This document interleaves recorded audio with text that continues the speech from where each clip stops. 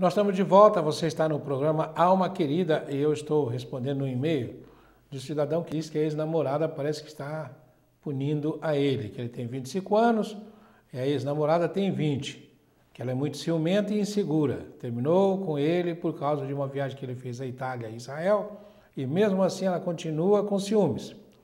E ela diz que não sabe se quer continuar solteira ou ficar com ele. Ele não entende e sente que parece que ela o está punindo. E pergunta o que nós achamos. Nós já falamos bastante sobre essa questão dos ciúmes, sobre o que é você ter ciúmes e que isso está preso a encarnações passadas. E normalmente a mulher ciumenta, ela projeta nas outras mulheres o que ela faria se ela não estivesse nessa situação. E ela tem do homem uma imagem de infidelidade, e daí ela fica insegura. Ela fica insegura. E isto é perfeitamente natural, porque as mulheres de hoje, muitas vezes são os homens de ontem. E a outra coisa, mesmo que sejam as mulheres de ontem e de antes de ontem, elas sabem o que fizeram.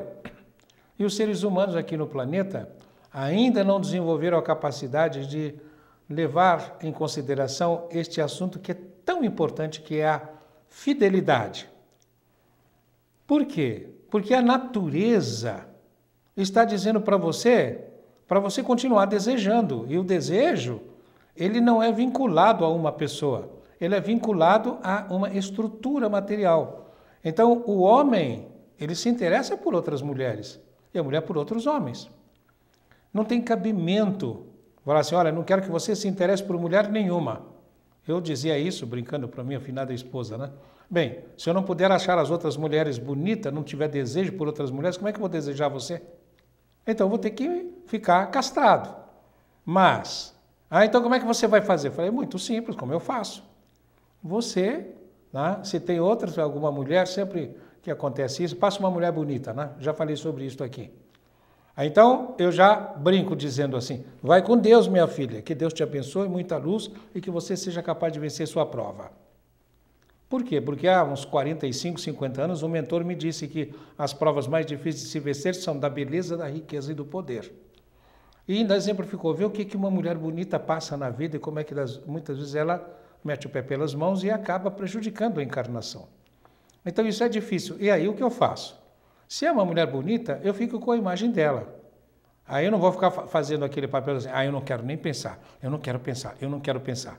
Terminei de falar agora há pouco, quando você fala não, né? Eu não quero pensar, tira o não, diz eu quero pensar. Aí a imagem não sai da cabeça. Então eu não fico com o não quero pensar. Eu quero pensar e quero fazer uma coisa. O que eu faço? Pego aquela imagem e tiro a energia da imagem, inclusive acompanhando com a respiração. Tiro a energia da imagem e ponho nas imagens que me interessam. Então, o que eu quero pensar. Eu tiro daquela que não quero e ponho naquela que quero. Tiro a imagem daquela mulher, o seminário Os 10 Mandamentos, Os 4 Temperamentos, esse programa Alma Querida, no limiar da nova era, Aldeia Felicidade, Atração Suprema, Metas Crísticas, o Retiro Flor de Lis, seminário no Retiro, dirigir o Instituto Fraternal de Laborterapia. Enfim, são muitas as minhas tarefas, elas estão como que numa lista na minha cabeça. Então, eu tiro a energia que está negativa na minha mente, tem uma imagem negativa, tiro a energia nessa imagem e ponho nas imagens que eu quero. Então, seja você o roteirista da sua vida. Não fique, se você vai ter que lidar com ciúmes, você fica pensando, põe nas mãos de Deus, você não vai ter que controlar todo mundo. Você está num relacionamento com um homem, se você é uma mulher ou com uma mulher, se você é um homem, vai querer ficar pensando que você está controlando o outro? E o que é pior, você precisa tomar cuidado, porque você está esperando que aconteça com você aquilo que você fez no passado. Será que ele vai me trair? Será que ele vai me trair? Será que ele vai me trair? Será que ele vai me trair como ele traiu a mulher dele no passado para ficar comigo? Percebe? Então você precisa começar use as suas metas e depois você pega essas energias e coloque luz no seu marido, ou coloque luz no seu esposo, ou coloque luz no seu namorado, ou coloque luz na sua namorada. Entregue para Deus. Você não vai conseguir controlar o comportamento de ninguém. Vai ser muita coisa se você conseguir controlar o seu. Aí é onde você tem que ter confiança. Se o outro apronta, você não pode fazer nada, tá? O problema é dele. Aí você vai tomar suas providências em razão das suas crenças e da lealdade que você quer ter a você mesmo. Você pode ter firmeza e carinho, firmeza e ternura. Agora, meu amigo, o que você pode fazer com a sua namorada? Se ela está nessa indecisão, pode conversar com ela, levar em consideração tudo isso que você está ouvindo aqui, se você estiver ouvindo o programa, e você propor a ela, se ela quiser continuar, que vocês podem lidar com o ciúme dela, mas vocês vão ter que conversar bastante. E aí vem o segundo item desses assuntos, quando nós tratamos, que é o que eu sempre falo. Como é que são os seus 3 relacionamentos anteriores? Como é que são os 3 dela? Quais são esses 3 relacionamentos? O seu relacionamento com Deus, o seu relacionamento com o plano espiritual e o seu relacionamento com você mesmo. O seu relacionamento com Deus. Como é que você acha que Deus está inserido na sua vida? Você procura fazer a vontade de Deus ou a sua? Deus tem uma significação especial para você? E como é que é isto para ela? Depois, o segundo relacionamento, você e o plano espiritual. O Kardec disse, os espíritos interferem em nossas vidas? E a resposta foi, muito mais do que vocês são capazes de imaginar, via de regra são eles que dirigem vocês. Nossa, você sabe disso? Como é que é orar e vigiar para você? E o terceiro relacionamento é você com você. Como é que eram os seus pais? Que educação você recebeu? Quais são os seus valores? E como é que é o terceiro relacionamento dela? Quais são os valores dela? E aí você vai verificar se tem compatibilidade ou não. A gente faz isso? Claro que não. Eu só vejo se ela é bonita, se me atrai, se faz isso, faz aquilo. Né? Por isso que tem namoro. Hoje em dia tem muito essa história de namorido, né? Fica junto, vai até morar junto. Depois decide se querem continuar ou se separam. É para fazer o quê? Para fazer esta harmonização. E qual é a coisa mais difícil que você tem que fazer? A coisa mais difícil é aprender a conversar com ela. E fazer com que ela aprenda a conversar com você. Por quê? Porque os valores dela podem ser diferentes dos seus. E se os valores são diferentes, vai dar choque.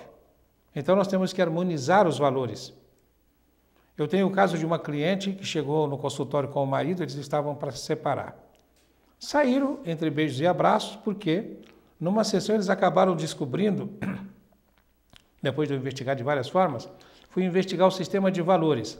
O valor mais alto para ele era liberdade e o valor mais alto para ele era lealdade. E ele saía do serviço no fim do dia, ia para o bar, bater papo com os amigos, tomar umas e outras, depois ele ia para casa. Isto era o ritual dele. E era a prova de que ele tinha liberdade. Mas ela pegava, quando ele estava no bar, ela ligava para ele. O que você está fazendo? Com quem você está e tal? Né? Ele sentia uma invasão à liberdade. E ele brigava por causa disso. E ela disse, o valor, quando eu verifiquei, o valor mais alto para ele era liberdade. O mais alto para ele era lealdade. Ele sair do bar, sair do serviço e ir para o bar ficar com os amigos, era falta de lealdade para com ela. E ela se sentia agredida nisso. E ela dizia para ele, eu não quero agredir sua liberdade. E ele, eu não quero agredir sua lealdade, né? Quando nós pusemos as coisas em pratos limpos. Aí ajudamos o casal a encontrar uma forma de que ela ficasse satisfeita vendo respeitados os seus valores, principalmente o valor de lealdade.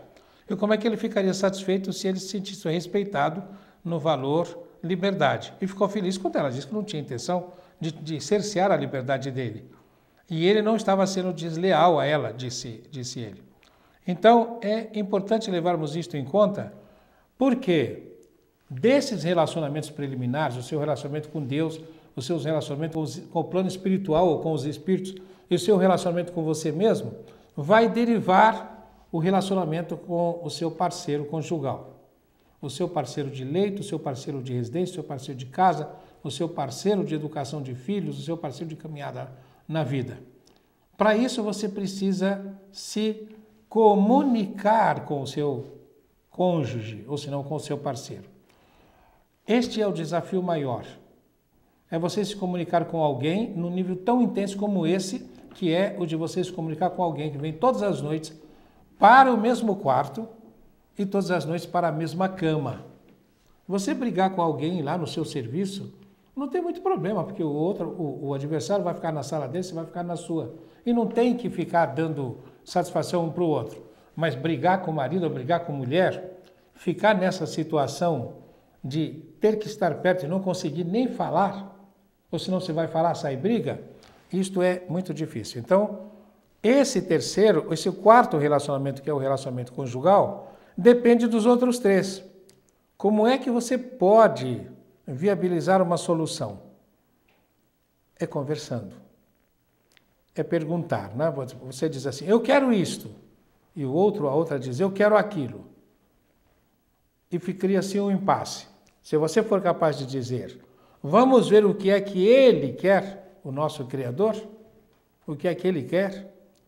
Então, quando você se faz essa pergunta e você implementa com o outro uma prece de pedido de ajuda, você fica mais à vontade, né, depois para, vencendo a prova, caminhar para outras provas, porque a vida é assim. Ser bom e fiel, foste fiel nas pequenas coisas, te daria a intendência das grandes. Nós estamos sempre caminhando no sentido de vencermos provas mais difíceis. Hoje ainda brinquei, né, dizendo num grupo, que a vida é como se fosse uma viagem to Tyson, ou seja, até Tyson. Tá? O que significa isso? Como é que nós vamos fazer esta viagem até Tyson? Nós vamos começar com peso pena, peso galo, peso leve e vamos apanhar bastante. Vamos cair algumas vezes, vamos levantar até que um dia nós sejamos capazes de derrubar o nosso adversário. Quando derrubamos o nosso adversário, o que vai fazer o treinador? Ele vai colocar um adversário mais pesado. Eu não conheço muito essa escala do boxe, né? Mas vai indo até que você vai derrubando um, derrubando outro, derrubando outro, até que um dia você esteja já lutando com peso pesado. Se você for muito bom, você chega a lutar com o Tyson. Eu nem sei quem é o campeão dos pesos pesados agora, mas como o Tyson ficou famoso, então até o Tyson. Agora, a coisa mais bonita que existe é que nesta jornada, quando você derruba alguém e ele vai para a lona, né? O que você faz? Você vai lá, dá a mão, levanta e agradece.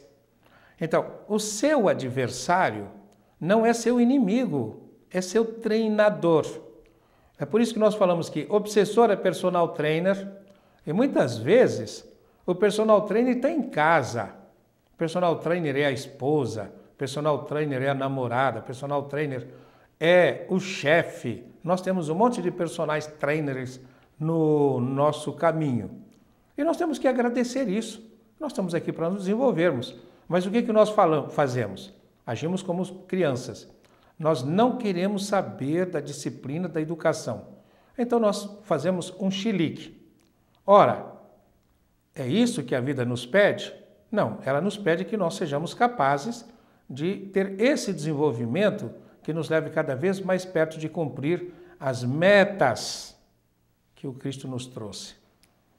Tudo que ele fala é aquilo que está como sendo a lei de Deus na consciência. E essa lei de Deus na consciência é o Evangelho que nós temos que viver. Seja com o nosso marido, nosso colega de trabalho, nosso chefe, nossa esposa, nosso namorado, tá? Nossa namorada. É assim que nós temos que viver, sempre buscando. Esse desafio que eu estou sentindo, que eu estou fazendo agora, está me desafiando a quê? Qual é, da lei de Deus, o princípio que eu estou sendo desafiado a aplicar aqui agora? Se nós fizermos isso, nós começaremos a nos desenvolver mais e mais e mais. To Tyson, ou seja, até Tyson. Vamos ver o outro e-mail que nos foi encaminhado agora, né? Alguém que diz assim, meu marido não me dá valor. Olha só, parece que o programa de hoje está girando em torno disso, né? Estou muito triste e com sérios problemas em meu casamento. Olha, estou muito triste e com sérios desafios, minha querida. Sérios desafios no meu casamento. Meu marido está sempre com os amigos e a bebida, me deixando sozinha em casa. Já conversei com ele, cheguei a mandar ele embora. mas ele chorou e disse que iria mudar. Passaram 2 semanas e ele voltou a fazer tudo novamente. Sou uma boa esposa, fiel, trabalho muito para ajudar com as despesas, cuido dos afazeres domésticos, não mereço que ele faça isso comigo. Vocês podem imaginar como eu me sinto. Desprezada, como se a companhia dos amigos fosse mais importante que a minha. Fico em casa sozinha, sem saber onde meu marido está. Eu o amo muito, não consigo terminar com ele, mas também não estou feliz assim. O que eu faço? É interessante, né? Nós estamos falando agora há pouco exatamente sobre isso. Até parece aquela história que eu contei do marido que sentia a liberdade dele sendo agredida e a mulher sentia a lealdade dela sendo agredida. Então ela está se sentindo diminuída porque o marido fica no bar. Agora, tem uma coisa importante, minha querida, que é comportamento. Eu vou pedir para você, comece a pensar o que é que você pode fazer para ser sedutora. Cada vez que seu marido chegar em casa, como é que você pode se comportar para que ele fique chateado por não ter voltado antes? Nossa, o que é que eu estava perdendo? Por que eu não vi antes para casa? Para que ele fique fora de casa, imaginando a hora que vai voltar para casa. Mas esse é o 4º relacionamento, né? Nós falamos. Primeiro é ele com Deus. Não é lá essas coisas se ele fica bebendo, né? Ele com os espíritos. Não é lá essas coisas porque ele fica na mão daqueles que manipulam os barbantinhos, que são os manipuladores de fantoche. Então ele fica como um fantoche, não tem muita vontade. Você fica na sua casa também nos barbantinhos, sendo manipulado pelos fantoches, também sem ter muita liberdade. Aí o que acontece? Quando ele chega em casa, você está de cara amarrada, porque você ficou esperando e ele não apareceu. Aí você pega e o trata de uma maneira, né, agressiva, provavelmente. Se não, mesmo que você não fale nada, a vibração vai transparecer. E ele vai ficar pensando assim, estava muito melhor no bar. Era muito melhor com os meus amigos e com a loira, a cerveja, né? Então, procure ter o comportamento de agir de forma a que ele queira voltar para casa. Se nós somos cobradores, ou se não, se somos cobradoras, se somos as esposas, então o que vai acontecer? Os esposos vão querer ficar longe, vão querer ficar no bar, vão querer ficar com os amigos. Agora, há uma coisa mais importante também. Isso eu estou falando para você. Se fosse falar para o seu marido, eu não sei que e-mail ele poderia me passar, mas ele dizendo como é que ele fica no bar, eu ia dizer para ele, olha, você está fazendo uma coisa negativa, uma coisa ruim, porque não é um bom ambiente, a companhia espiritual não é boa, seria muito mais interessante você ir para casa, cuidar da sua mulher, conversar com ela, pensar nos projetos de vida e até, se for o caso, dar graças a Deus, chegar. Vamos fazer uma prece? Que gostoso que o dia foi hoje. Deus abençoe o nosso dia, permita que nós possamos caminhar os teus caminhos e fazermos a sua vontade. Eu também estou pedindo agora que nós, eu e vocês, todos sejamos capazes de caminhar os caminhos de Deus. Paz e luz no coração de todos e até a próxima semana, se Deus quiser.